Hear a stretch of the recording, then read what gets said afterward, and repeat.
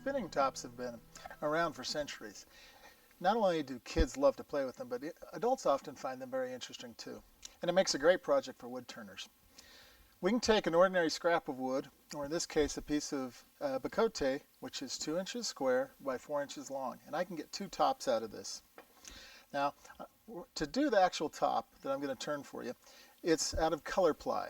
Now, color ply is veneers, of dyed veneers that have been pressed together, and the grain goes all in the same direction, which is very important to have a good top.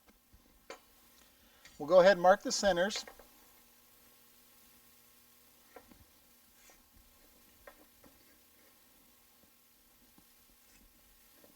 And then we'll put it in the lathe between centers, and we'll turn a tenon on here that'll go inside of our chuck, so we can turn it to complete it, to have a nice sharp point on the end of it. Let's go ahead. Mount the blank between centers, and then turn the lathe on to about 2,500 to 3,000 RPM. With our shallow spindle gouge, we're going to knock the corners off until we have a cylinder. Check every once in a while to make sure that there's no flats on the cylinder. Our next step is to take the skew. We're going to face off the end of the blank to make sure it's good and square. And then using the skew as a scraper, we're going to scrape a dovetailed tenon that is going to go into our chuck. We're now ready to dismount the blank and mount it into our chuck. Mount the tenon that we've just cut into the dovetailed area of the chuck and make sure that it is seated properly. And then tighten it down so it's good and secured inside the chuck. We're going to turn the point end of the top first using a small 3/8 spindle gouge.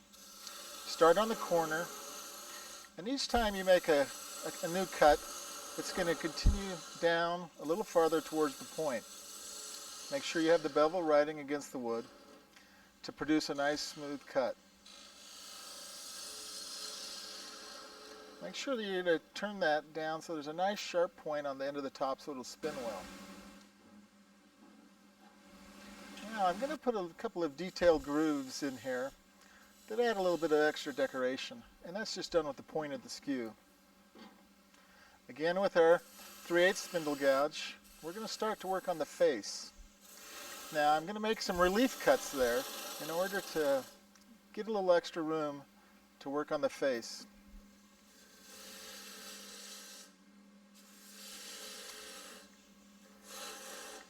Make a couple more relief cuts so I've got some room to work. Now turn that face down. The area that I've turned there now needs to be pretty much finished. I'll make a couple more detail grooves with the point of the skew, just using it as a scraper. Now this area of the top is now finished. Now it's time to work a little more on the stem to define the stem.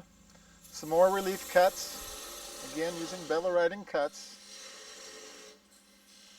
Okay, now as I come closer to the stem, I need to slow down because the wood's kind of getting thin. And here I've got the stem pretty well defined. I'm going to have the stem about 1/8 of an inch in diameter. Slow down, take your time, the wood starts to vibrate here. Here I'm just finishing up the final length of the stem. Now that we've completed the turning of the top and all the surfaces feel good, we need to do a little bit of sanding. Start with your normal aggressive grits and then finish up with about 400. Now we're going to apply some friction polish. Friction polish is a good finish for this because it dries very quickly and provides a nice shine to it. Make sure that you work the friction polish into the wood, and also make sure that any little detail of those grooves that we cut, work it down inside of those grooves. Now to cut it off, I'm going to use a skew. And I've got my fingers around the stem and around the body of the top to help support it as it cuts through. Now let's go ahead and see how this tests out. Ah, that looks good.